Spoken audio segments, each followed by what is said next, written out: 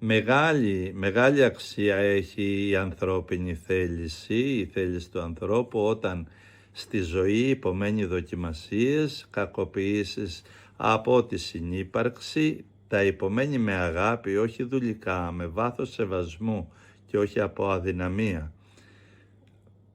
Αλλά επειδή έχει ενσυναίσθηση και συνείδηση της αγάπης του Θεού, γίνεται μικρός υπηρέτης. Τότε τι γίνεται? Οι εσωτερικές εικόνες του ανθρώπου αυτού που θεληματικά δείχνει βάθος υπομονής και αγάπης μεταβάλλονται γρήγορα μέσα του και γίνονται καθρέπτες του ουρανού, γίνονται καθρέπτες του Άγιου Κόσμου, σύμφωνα βέβαια με το βαθμό αγιότητας, καθαρότητας, ευγένειας που το άτομο, ο άνθρωπος εξέφρασε. Όλη η ποιότητα της εσωτερικής μας ύπαρξης, του εσωτερικού μας είναι, αλλά και η γενική εικόνα της οντολογικής μας ύπαρξης, της ποιότητάς μας, χωρίζεται σε 7 εικόνες σαν διαβαθμίσεις.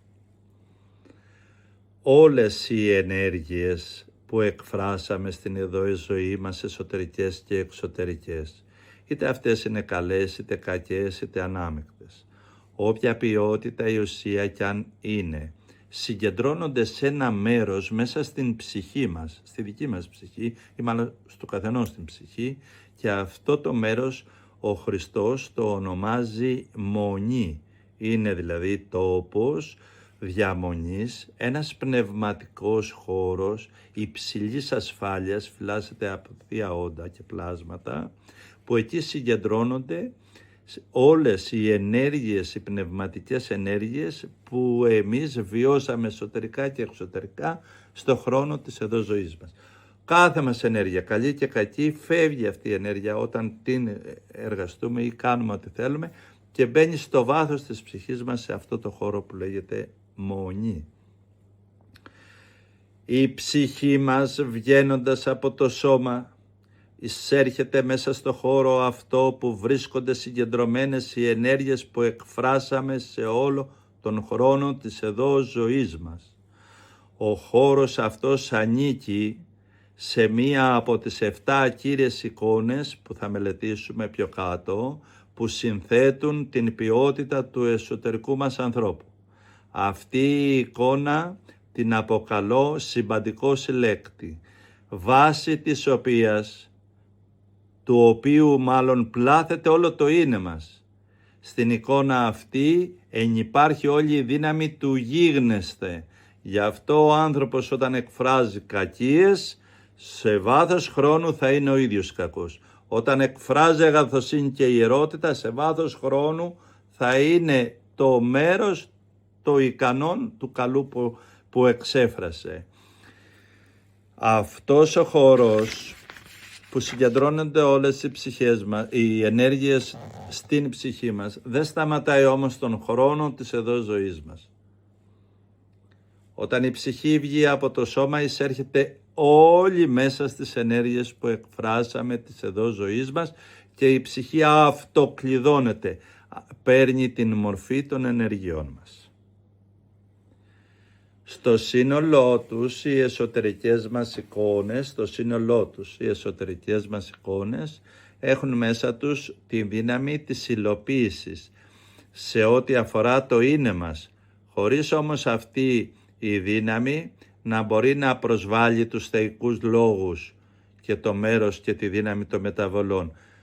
Ο άνθρωπος δηλαδή πλάθεται σύμφωνα με τις ενεργειές του, αλλά δεν μπορεί να ακυρώσει τη θεϊκή εικόνα που υπάρχει μέσα του, έστω κι αν αυτή είναι εκεί χωρίς να χρησιμοποιείται, χωρίς να εκφράζεται. Μέσα στις 7 κυρίαρχες εικόνες υπάρχει όλο το απόσταγμα του λόγου που μέσα μας έχουμε ενσαρκώσει. Οι εσωτερικές μας εικόνες στο σύνολό τους συνθέτουν την εικόνα της εδώ ζωής μας, της ύπαρξής μας. Η ποιότητα που απορρέει από αυτές καθορίζει την ποιότητα της αντίληψής μας και με βάση την ποιότητα αυτή η αντίληψή μας αντιλαμβάνεται τον κόσμο τόσο εξωτερικά όσο και εσωτερικά. Η ποιότητα της αντίληψής μας καθορίζει κατά μεγάλο ποσοστό τις επαφές και τις επιρροές που δεχόμαστε από τον αόρατο κόσμο και από τις αόρατες δυνάμεις, και για αυτούς που τα πιστεύουν αυτά και για αυτούς που δεν τα πιστεύουν αυτά. Ο άνθρωπος είναι μια οντότητα που μπορεί να εκφράζει από το Θεό μέχρι το πιο τραγικό πνεύμα. Αν υποθέσουμε ότι η οικογένειά μας, για όσους σκέπτονται σοβαρά, είναι η βιολογική, υπάρχει και η πνευματική, υπάρχει και η υπαρξιακή. Ένας άνθρωπος ο οποίος η ποιότητά του υπαρξιακά είναι κακός και σκοτεινός και μισεί τα πλάσματα, είναι εκφραστής του μίσους, θα ανήκει στα ανάλογα όντα και συνδέεται με αυτά είτε το θέλει είτε όχι. Ανήκει σε αυτή την οικογένεια. Και ένας Άγιος άνθρωπος, καθαρός άνθρωπος, ανήκει στα Άγια όντα, είτε το καταλαβαίνει είτε όχι. Η ποιότητα της οντολογικής μας ύπαρξης που επικρατεί στο νερό της ζωής μας ενοποιεί με τις αόρατες δυνάμεις είτε του καλού είτε του κακού, όπως ήδη έχουμε πει. Έτσι άνετα μπορούμε να ονομάσουμε τις 7 εικόνες, τις 7 εσωτερικές μας εικόνες που συνθέτουν την γενική εικόνα της εδώ ζωής μας, της ύπαρξής μας, μπορούμε να τις ονομάσουμε ή εικόνες αγγέλους ή δαίμονες, ή δυνάμεις ζωής ή δυνάμεις πόνου, φτερά χαράς ή πέτρες συντριβής. Ανάλογα με την εικόνα που παρουσιάζουν οι 7 εσωτερικές μας εικόνες, που αυτές συνθέτουν την εικόνα της ύπαρξής μας, τους λαμβάνουν και το αντίστοιχο όνομα. Αν αυτές είναι καλές, είμαστε ύπαρξη του καλού. Αν αυτές είναι κακές, ύπαρξη του κακού. Αν είναι ανάμειχτες, το πρόβλημα και το χάος. Μια μίξη και ο Θεός θα δει τι είμαστε.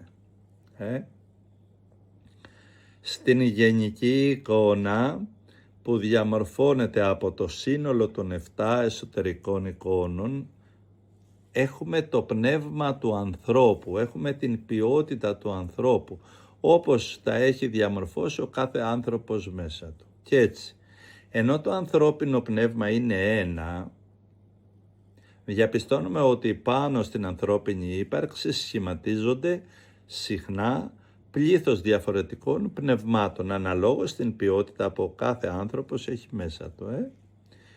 Οι εσωτερικές μας εικόνες επηρεάζονται πολύ από το πώς θα λειτουργήσουμε τις βιολογικές μας εντολές.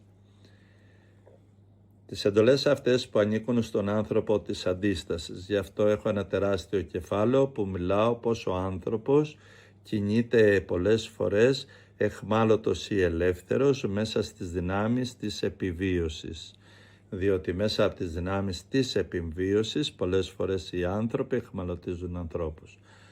Ένα παράδειγμα, αν εγώ γίνω εξουσιαστής του νερού επάνω στη γη, καταλαβαίνετε ότι εξουσιάζω διαμέσου αυτής της βιολογικής ανάγκης όλα τα πλήθη και όσον και όποιον άνθρωπο θα διψάει για λίγο νεράκι.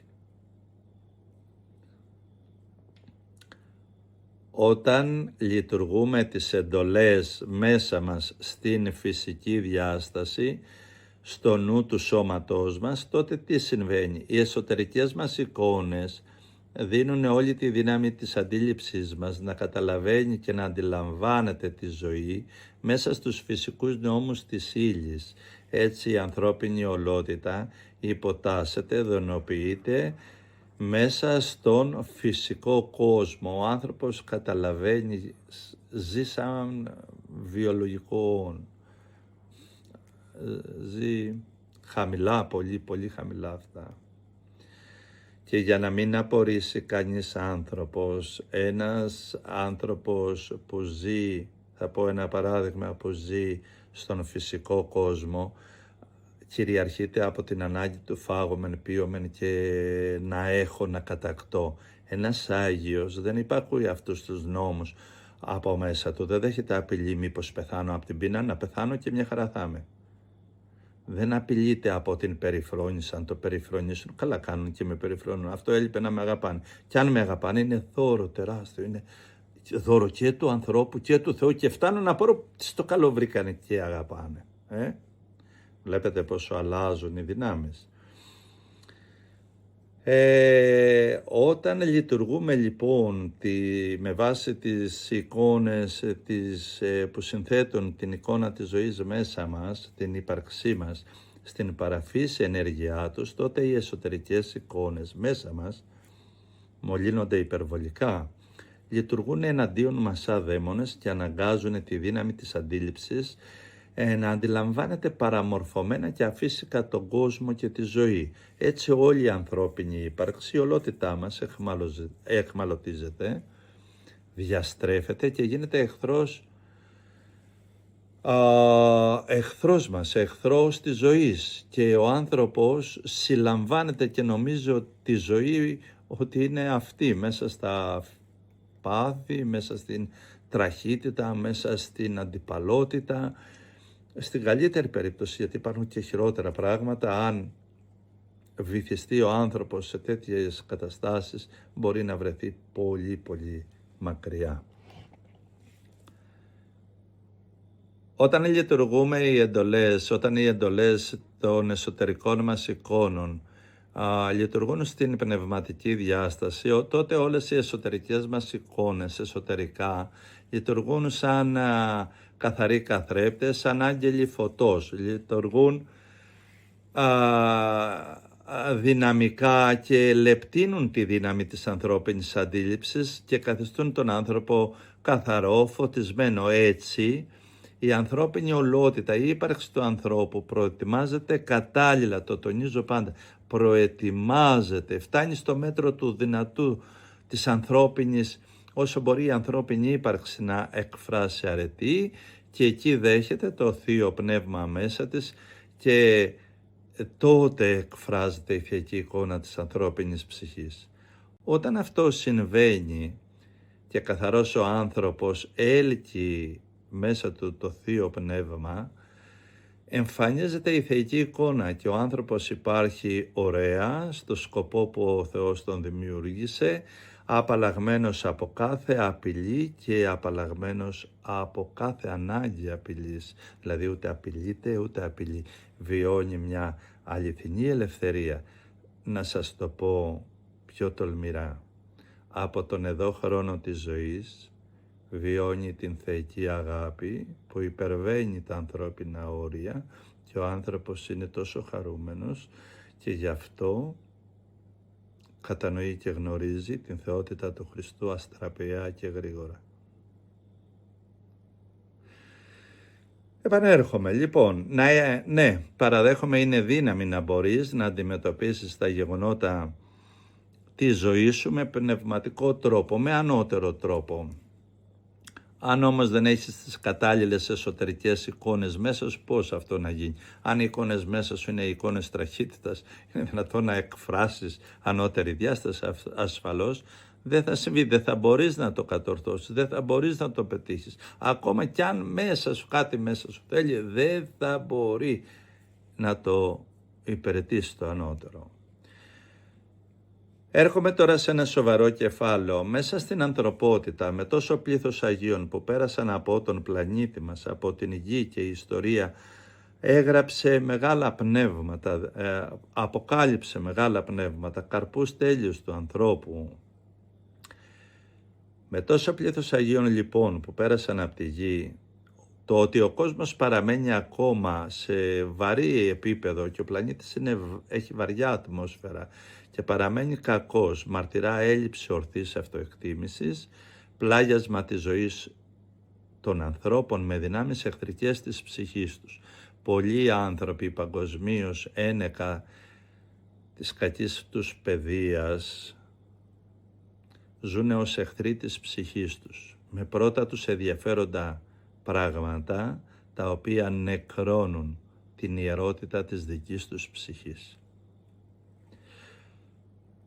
Η ποιότητα των προθέσεων μέσα στην καρδιά του ανθρώπου που όταν οι εσωτερικές εικόνες υπακούν στη φυσική τάξη, οι ανθρώπινες προθέσεις υπηρετούν ένα ανθρώπινο εγώ. Όσο διευρυμένο κι αν είναι αυτό, έτσι οι προθέσεις θα υπάρχουν του ανθρώπου σε αντιστάσεις, σε σκοπιμότητες, σύμφωνες με μικρόψυχες θελήσεις.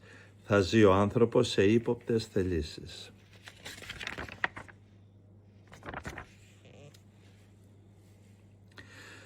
Αν οι εσωτερικές εικόνες υπακούνε τώρα στην παραφύση ενέργεια, τότε οι ανθρώπινες προθέσεις, η ποιότητα των προθέσεων υπηρετούν τα πάθη, οι εχθρικές διαθέσεις, υπηρετούν την αρπαγή, υπηρετούν την πλεονεξία, υπηρετούν θάνατο της ψυχής, υπηρετούν την αλλίωση, υπηρετούν την αλλίωση της θεϊκής εικόνας που η ανθρώπινη ψυχή φέρνει μέσα της. Ρίχνουν έτσι τον άνθρωπο και την ύπαρξη του ανθρώπου στα πτωτικά όντα, τα οποία στερούνται εξέλιξη. Τα πτωτικά όντα στερούνται δύναμη μεταβολής. Όσο ο άνθρωπος βυθίζεται στον κακό εαυτό του, τόσο αποστασιοποιείται, τόσο χάνει το δικαίωμα στις δυνάμεις των μεταβολών.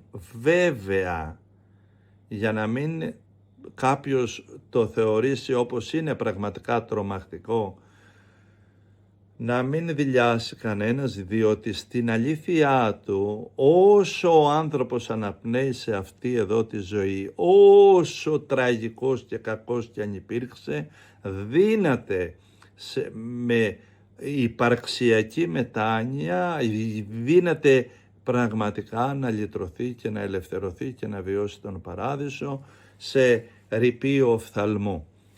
Άλλωστε έχουμε και το παράδειγμα, πολλά παραδείγματα, ειδικά του ληστή που επάνω από τον Σταυρό φωνάζει στον Χριστό, θυμίσουμε στην αγάπη σου αυτή που εξέφρασε ο Χριστός, Πατέρα συγχώρεσε αυτούς, και ζήτησε να τον θυμηθεί, να έχει συμμετοχή σε αυτή την αγάπη, διότι κατάλαβε ότι η αγάπη αυτή που εξέφρασε εκεί ο Χριστός ήταν έξω από τα όρια των ανθρώπων, ήταν έξω από τη λογική δύναμη των ανθρώπων, από την ψυχική, ήταν έξω, ήταν ανώτερη, προερχόταν από άλλους πλανήτες, από άλλους κόσμους, από άλλους ουρανούς. Γι' αυτό και λέει το περίφημο εκείνο, θυμίσουμε Κύριε στην βασιλεία σου, δηλαδή στην αγάπη σου αυτή που τώρα μίλησε. Είδες τι ωραία το κέρδισε. Εάν οι εσωτερικές εικόνες ενός ανθρώπου υπακούν στην πνευματική διάσταση της αρετής, τότε οι ανθρώπινες εσωτερικές προθέσεις και η ποιότητα που μέσα τους οι προθέσεις αυτές έχουν, κρίνονται με βάση τη μεγαλοσύνη του ανθρώπινου πνεύματος, που από αυτές τις προθέσεις πηγάζει και φαίνεται η δύναμη, γιατί οδηγεί την ψυχή στην τέλεια αγάπη, το νου στην τέλεια αγάπη, οδηγεί τον χαρακτήρα στην αρετή, οδηγεί τον άνθρωπο σε μια υπερβατική, παρακαλώ προσέχτε, υπερβατική δικαιοσύνη, η οποία προκειμένου να σώσει τον συνάνθρωπο που τον βλέπει κομμάτι του, αρνείται τα δίκαιά του. Απίστευτο, δηλαδή είναι απίστευτο το να υπάρχει κάποιος νους, άνθρωπος, χαρακτήρας σε αυτές τις διαστάσεις, και μπορεί να είναι δίπλα μας, δίπλα μας. Οι εσωτερικές μας εικόνες λειτουργούν μέσα μας σαν ολοκληρωμένα πρότυπα, σαν αρχηγικά πρότυπα, και τι γίνεται? Καλούν, σπρώχνουν όλη την ύπαρξή μας, όλο το είναι μας να φτάσει στο καθομοίωσή μας. Οι εσωτερικές κακές εικόνες σπρώχνουν την ύπαρξη να γίνει όλη κακή. Οι εσωτερικές καλές εικόνες σπρώχνουν την ύπαρξη να φτάσει στο καθομοίωση των εικόνων. Έτσι λοιπόν είναι πολύ σπουδαίο το να έχεις εικόνες, εσωτερικές εικόνες κατάλληλες και ιερές. Μέσα λοιπόν από αυτό που είπα, κατανόησε τι δύναμη που έχουν οι εσωτερικές εικόνες σε όλο τον κύκλο της ζωής μας, ιδιαίτερα όμως στην ύπαρξή μας. Η ύπαρξή μας γίνεται όμοια των εσωτερικών εικόνων της ποιότητας που αυτές έχουν.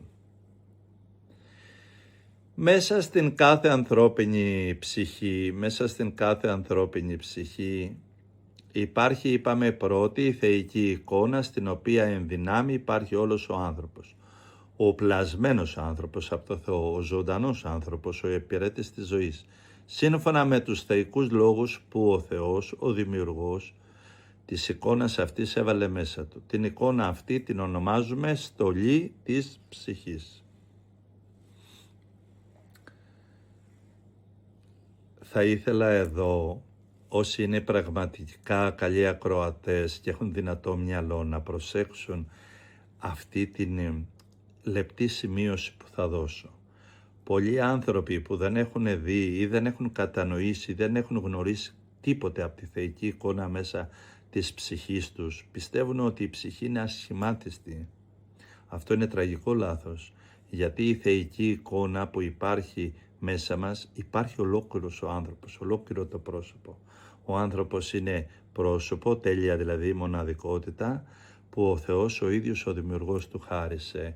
Γι' αυτό αυτοί που δεν γνωρίζουν τη θεϊκή εικόνα και δεν έχουν ή δεν την έχουν πιστέψει, ή δεν την έχουν εργαστεί, ή δεν την έχουν παρατηρήσει σε έναν άλλον άνθρωπο, οδηγούνται ότι η ψυχή είναι ασχημάτιστη και πολλές φορές λένε και ανύπαρκτη. Καταλαβαίνετε αυτό το τόσο σπουδαίο που σας λέω εδώ.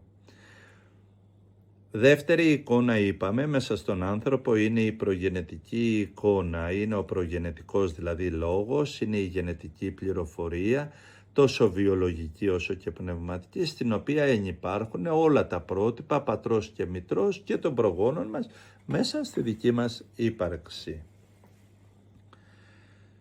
Τρίτη εικόνα, λέμε, αυτή συζητάμε, τρίτη εικόνα είναι η εικόνα της εδώ ζωής μας, η οποία περιέχει όλα όσα ζήσαμε, όλα όσα γνωρίσαμε, ακούσαμε, είδαμε, διαβάσαμε, διαλογιστήκαμε, διδαχτήκαμε, όλα τα εσωτερικά μας, όλα τα εξωτερικά μας, όλα τα βιώματά μας, ακόμα και τα φανταστικά. Η εικόνα λοιπόν της εδώ ζωής μας απαρτίζεται από 7 επιμέρους εικόνες, οι οποίες απευθύνονται στην ολότητα της ύπαρξής μας, στο είναι μας, και επηρεάζουν η κάθε μία από τις 7 επιμέρους εικόνες με το δικό της τρόπο την ύπαρξή μας.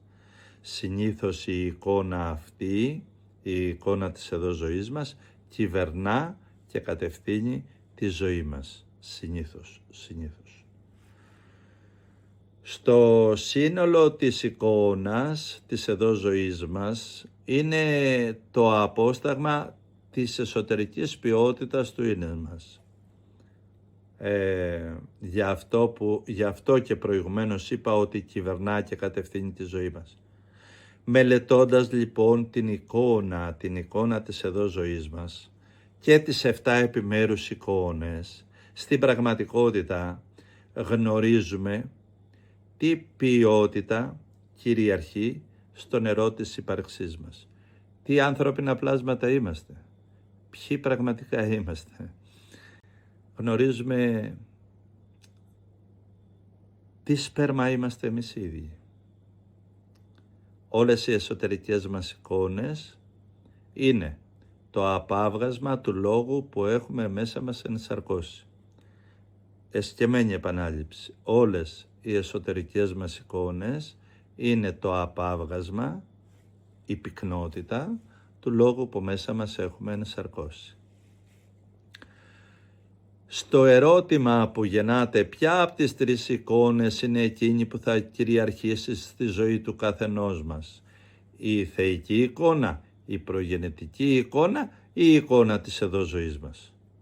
Η απάντηση είναι, αυτό καθορίζεται από το λόγο που κυριαρχεί μέσα στο είναι μας και από τον τρόπο που θα λειτουργήσουμε εμείς τις δυνάμεις μας, τις ανθρώπινες δυνάμεις μας. Πολλοί είναι εκείνοι που ρωτούν, γιατί αφού υπάρχει θεϊκή εικόνα μέσα μας δεν κυριαρχεί πάνω μας επιτέλους να γλιτώσουμε όλη αυτή την ταλαιπωρία, αλλά επιτρέπει να ενσαρκώνουμε εικόνες ξένες της θεϊκής μας φύσης. Αυτό συμβαίνει γιατί η θεϊκή εικόνα μέσα στην τελειότητά της φέρνει βαθμούς τέλειας αγάπης, που για τους περισσότερους από εμάς αυτή η βίωση αυτής της αγάπης μοιάζει με άπιαστο όνειρο. Δηλαδή υπερέχει σε τόσο απίστευτη αγάπη που ούτε να το σκεφτούμε. Δεν φτάνουμε πολλές φορές, λέω.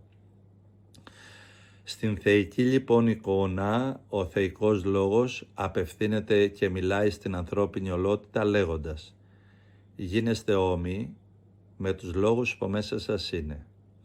Ο τρόπος που η δύναμη της ελευθερίας σας εκφράζεται, αυτός θα σας κρίνει και θα σας αναδείξει η όντα αρετής, η όντα κακίας. Κατά αυτόν τον τρόπο ο λόγος του Θεού μας κάνει συνδημιουργούς του είναι μας. Συνδημιουργός είναι ο άνθρωπος όταν ασκεί μία βαθιά εξουσία. Ποια είναι αυτή? Ο Θεός έκανε ύπαρξη, εσύ θα δώσεις ποιότητα. Ο Θεός σου έδωσε λογική δύναμη, εσύ θα δώσεις ποιότητα στη λογική. Θα έχεις άραγε λογική ζωής ή λογική που θα αντιμάχεται τη ζωή? Λογική συμφέροντος ή λογική αγάπης? Ο Θεός σου έδωσε συναισθήματα, αισθήματα, ελεύθερη θέληση, σώμα. Άραγε με το σώμα σου εσύ θα υπηρετήσεις δυνάμεις του καλού ή του κακού? Κατάλαβε το. Ο θεϊκός λοιπόν, η θεϊκή αυτή εικόνα έχει μέσα της μια απίστευτη μεγάλη αγάπη. Και αυτή η αγάπη είναι που δεν πέφτει πάνω μας, ντε και καλά να μας κάνει με το ζόρι Άγιος. Άλλοι πάλι ανησυχούν και λανθασμένα πιστεύουν ότι η προγενετική εικόνα καθορίζει, λέει, τη ζωή μου. Τι να κάνω, λέει, έτσι γεννήθηκα, έτσι πλάστηκα. Πιστεύουν ότι η προγενετική εικόνα καθορίζει το γίγνεσθε, το μελλοντικό εσωτερικό άνθρωπο που θα κατοικήσει μέσα μας. Μία τέτοια διδασκαλία, μία τέτοια σκέψη, μία τέτοια πίστη είναι επικίνδυνη. Η προγενετική εικόνα μέσα μας έχει μεγάλη ισχύ. Παίζει μεγάλο πολλαπλό ρόλο στη ζωή, αλλά ποτέ και με κανένα τρόπο δεν διαμορφώνει το εσωτερικό μας είναι, εκτός κι αν εμείς θεληματικά την επιλέξουμε και ακολουθήσουμε απερίσκεπτα τις ροές της. Τότε ναι, αλλά το κάναμε εμείς. Η προγενετική εικόνα θα αφομοιωθεί από την εικόνα της εδώ ζωής μας.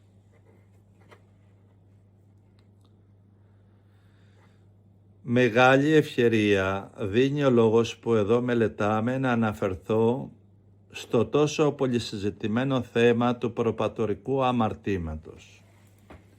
Κανένα γεγονός ζωής και καμία ενέργεια από εκείνες που υπάρχουν μέσα στην προγενετική μας εικόνα δεν έχει εξουσία να μας δημιουργήσει ενοχές, τύψη και φόβο. Ούτε όμως και χαρά ή καύχηση, αλλά όσες ενέργειες κι αν είναι φορτωμένη η προγενετική μας εικόνα, αυτές λειτουργούν μόνο σαν ροπή πάνω μας, την οποία ελεύθερα μπορούμε να την ακολουθήσουμε ή να την αρνηθούμε και προς το καλό και προς το κακό.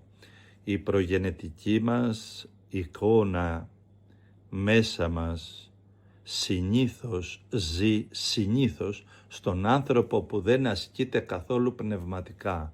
Τότε πραγματικά, εάν ο άνθρωπος δεν καλλιεργείται, δεν εξελίσσεται σαν οντότητα, τότε θα κυριαρχήσει από την κληρονομική, την προγενετική εικόνα και την πληροφορία που αυτή φέρνει μέσα της. Είναι καιρός λοιπόν να μιλήσουμε για τις 7 εικόνες οι οποίες συνθέτουν την εδώ εικόνα της ζωής μας. Εξετάζοντας κάθε εικόνα ξεχωριστά, αυτό θα μας δώσει πνευματικό όφελος σε όλους εμάς τους ανθρώπους, στον κάθε άνθρωπο που αναζητά την ολοκλήρωση του εαυτού του μέσα στο πνεύμα της ζωής. Η κάθε εικόνα λειτουργεί, η κάθε εικόνα μέσα μας λειτουργεί σαν ξεχωριστή μονάδα, η οποία κρατάει μέσα της τα όρια του δικού της, του γνωστού της κόσμου. Γι' αυτό και μπορεί και προβάλλει ολόκληρο τον εαυτό της προς όλες τις ανθρώπινες δυνάμεις ταυτόχρονα. Ακόμα και προς τις υπόλοιπες εικόνες. Έτσι, η κάθε εικόνα αντανακλά τον εαυτό τους πάνω στις άλλες εικόνες, χωρίς να συγχέονται μεταξύ τους, και όλες μαζί σαν μια εικόνα δίνουν στην ψυχή όλο τον ένσαρκο μας.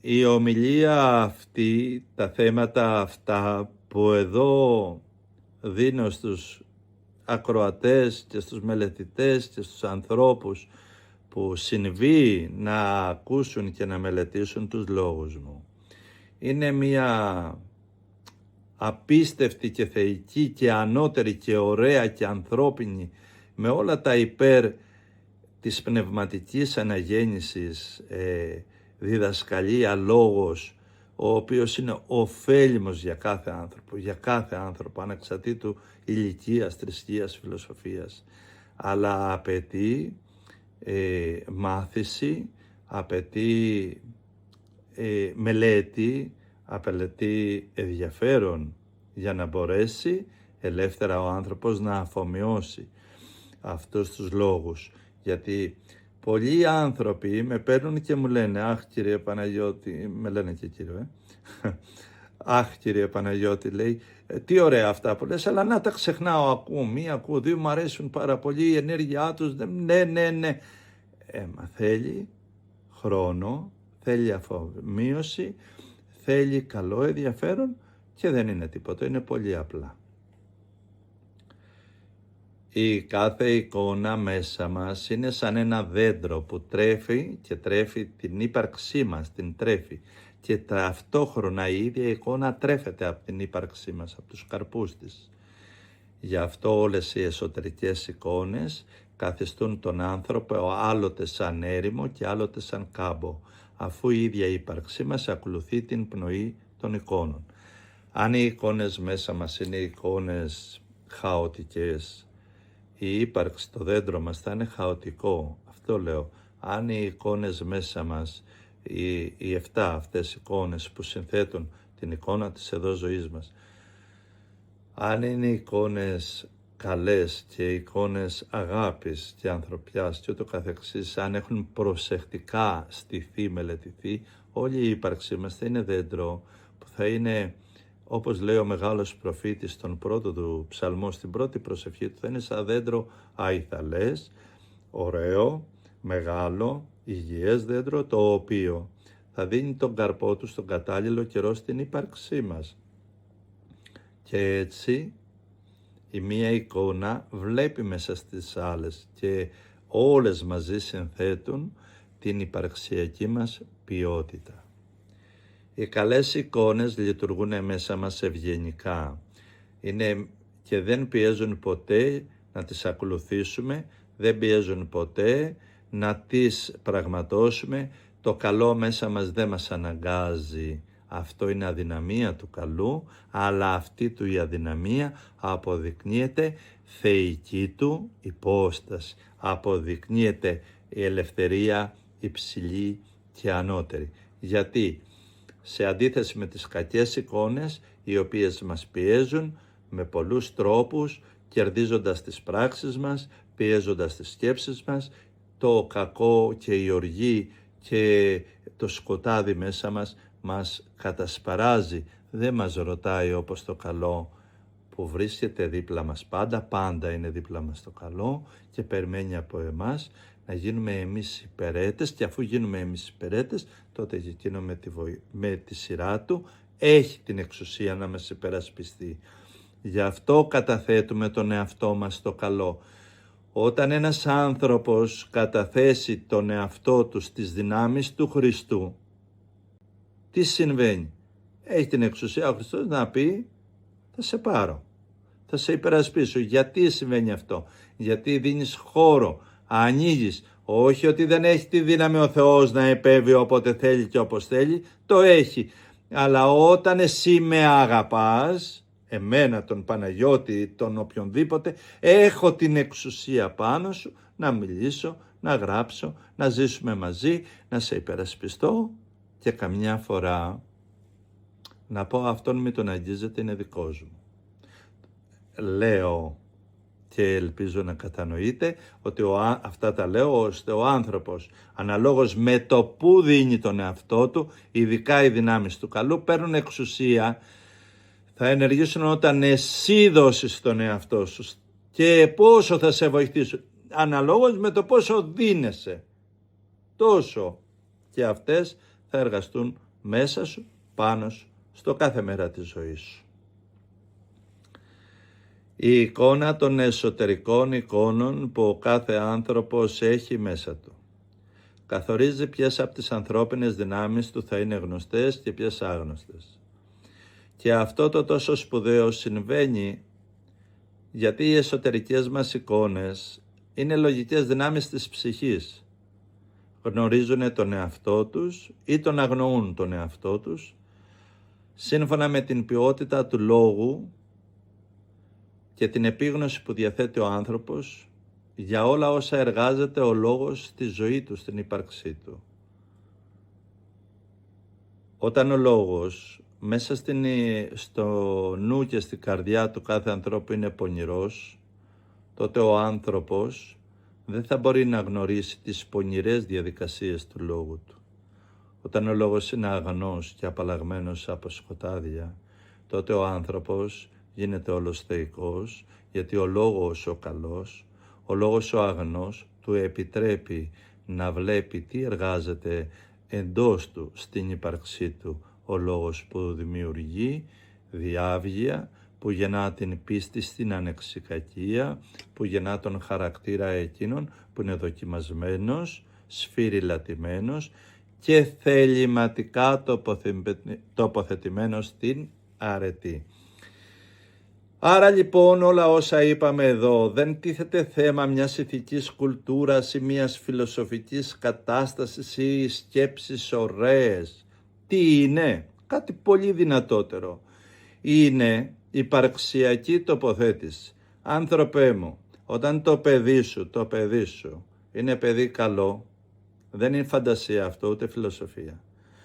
Όταν η κόρη σου και ο γιος σου είναι ύπαρξη πνευματικής αρετής, είναι άγιο πλάσμα, αυτό δεν είναι κουλτούρα, ούτε φιλοσοφία, ούτε θρησκοληψίες και βλακίες τέτοιες.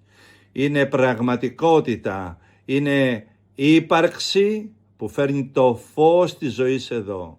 Όταν ο άνδρας σου είναι άνδρας κύρους και αυθεντικός, μη τον κατεβάζεις στα άλογα πλάσματα, και όταν η γυναίκα είναι έκφραση της πνευματικής αρετής, της καθαρότητας, του ειρηνικού λόγου, τότε δεν είναι αυτό φιλοσοφία, δεν είναι αυτό εμπόριο, δεν είναι αυτό ψυχολογία, είναι πνευματική αρετή, είναι κατάσταση που το εσωτερικό κράτος του ανθρώπου έχει αξίες και δεν χρειάζεται ούτε ψυχαναλύσεις, δεν χρειάζεται ούτε χειροκροτήματα από τους άλλους, δεν χρειάζεται επιβεβαιώσεις, δεν χρειάζεται σπίτια για να νιώθει καλά, δεν χρειάζεται εραστές για να νομίσει ότι είναι η wow ή ο wow, δεν χρειάζεται, δεν είναι αυτά που διδάσκω και μιλάω και γράφω.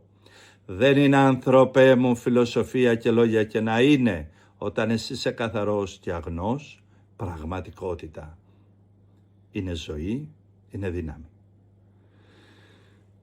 Πριν αναφερθώ στην κάθε εικόνα ξεχωριστά και σε όλα αυτά που εργάζονται όλες μαζί στη ζωή του ανθρώπου, θέλω να σας βεβαιώσω προσωπικά, όλους εσάς που με ακούτε, ότι όσο άσχημες και κακές εικόνες και αν τύχει βρεθούν μέσα σε εσάς ή στον κάθε άνθρωπο, όσες άσχημες εικόνες και αν δούμε μέσα στον εαυτό μας, δεν θα πρέπει να θεωρούμε μολυσμένο ή ακάθαρτο τον άνθρωπο. Γιατί όσο ζει ο άνθρωπος σε αυτή εδώ τη ζωή, το τονίζω σε αυτή όχι πιο πέρα, εδώ, όσο ζει ο άνθρωπος δύναται να ανατρέψει αυτή την τραγική κατάσταση ακόμα και αν είναι ο ισχυρότερος εχθρός του Θεού.